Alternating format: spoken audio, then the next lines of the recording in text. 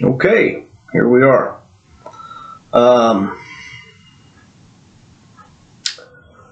What a crazy day. What a crazy year, right? It's nuts. It's November 12th, 2020. I'm in the process of completely changing my office. Completely. I mean, it's not even the same space. It used to be in there, and it felt better over there. But what's funny is this is the room that, if I had to pick any room in the house, this is the room I would have chosen to be the office.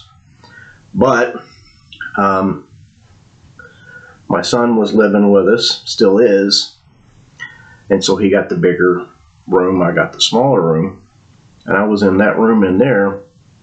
It's only smaller by 3.5 feet in this direction. And I was in there for 2 years. Got very used to it, and I'm kind of bummed that I'm not there anymore. Go figure, right?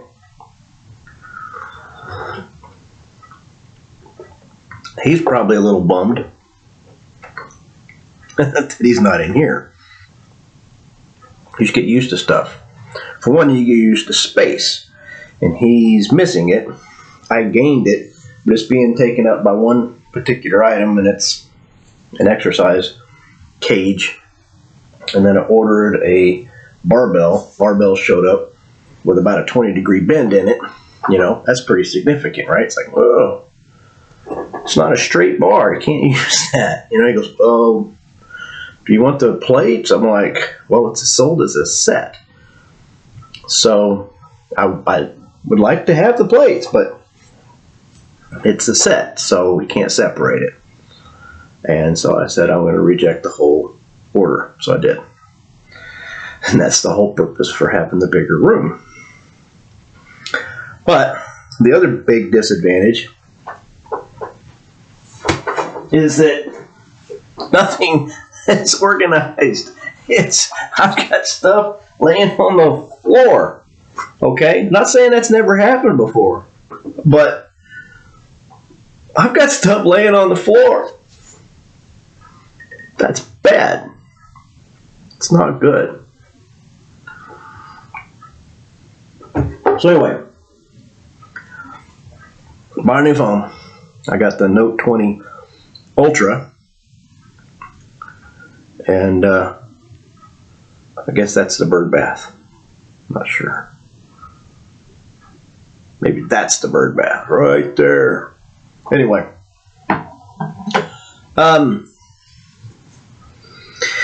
so everything's different. I was on the iPhone before.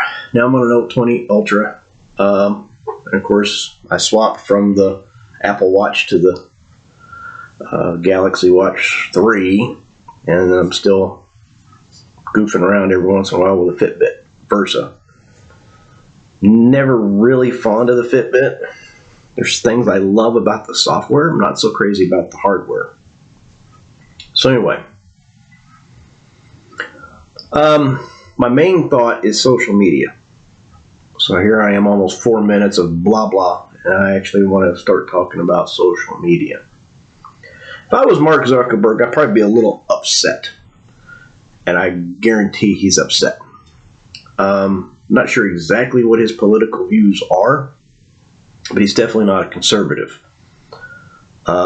He supports a lot of liberal things. And when we talk about liberal and conservative when it comes to politics, the true definition of liberalism, I'm at least part liberal. You know, I believe in education. I believe in creative arts. There's a lot of that stuff that I am all for.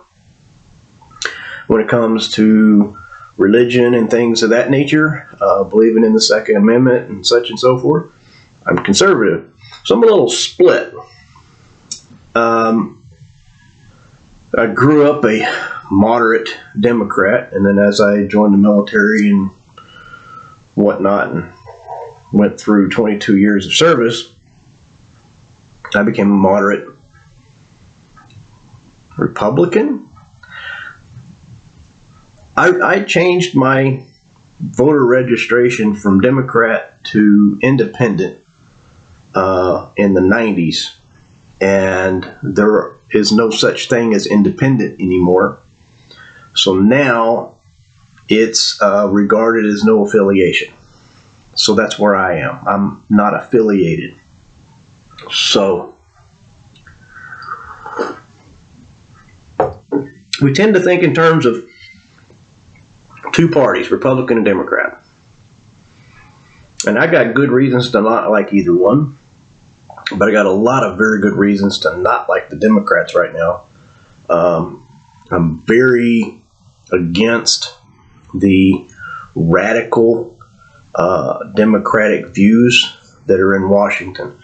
And we got some local level politicians that are, moderate Democrats, and I can see eye to eye on a lot of different things. Not all, but I don't see, eye to eye in with Republicans either. I still claim no affiliation. But anyway, if I were Mark Zuckerberg, I'd be upset because he created this thing that we're supposed to bring people together, and then they strategically worked very hard to make it addictive so that you spent as much time as possible on the platform.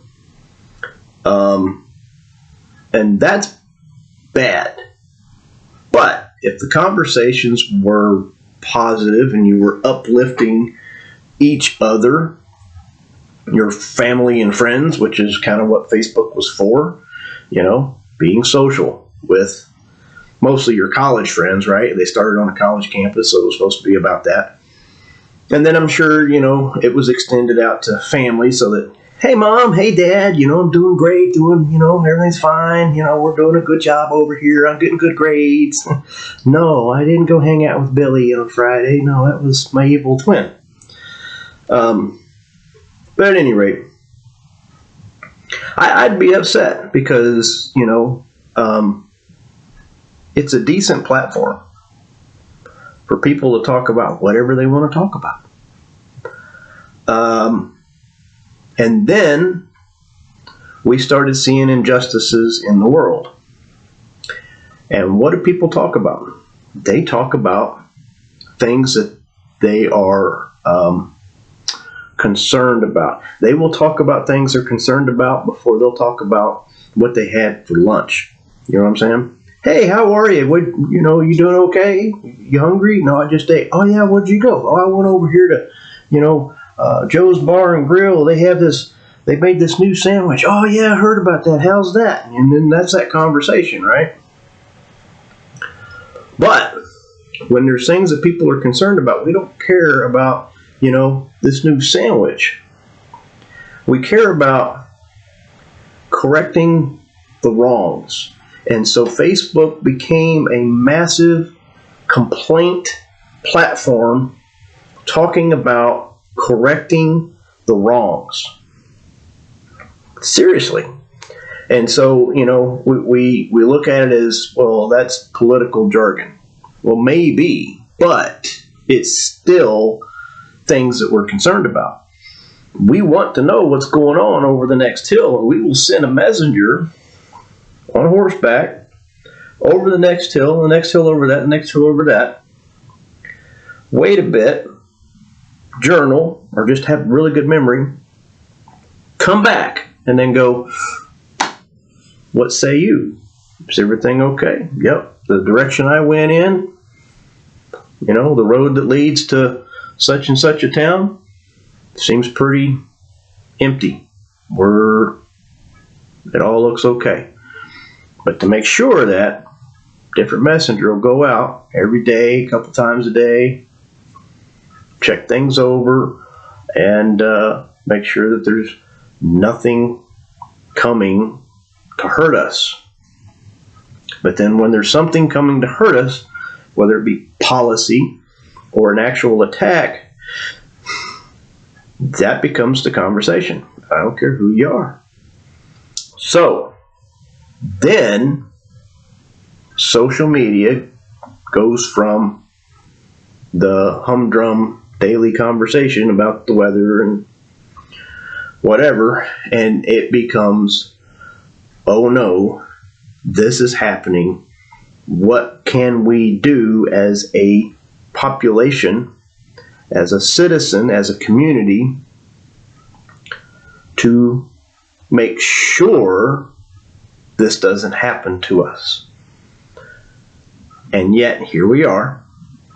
It is happening to us. And so, Facebook and every other platform out there, I don't care if you go to one of the new platforms that are, conservative based, and we don't censor you and all this other stuff, and that's all, rainbows and roses and everything's fine. The threat exists. Therefore, the conversation will continue until the threat no longer exists. And then we'll go back to talking about, your dark chocolate and walnuts and your coffee blend. But anyway, that's why social media is a cesspool. And that's why no matter where you go, you can't get away from those conversations that you're trying to get away from.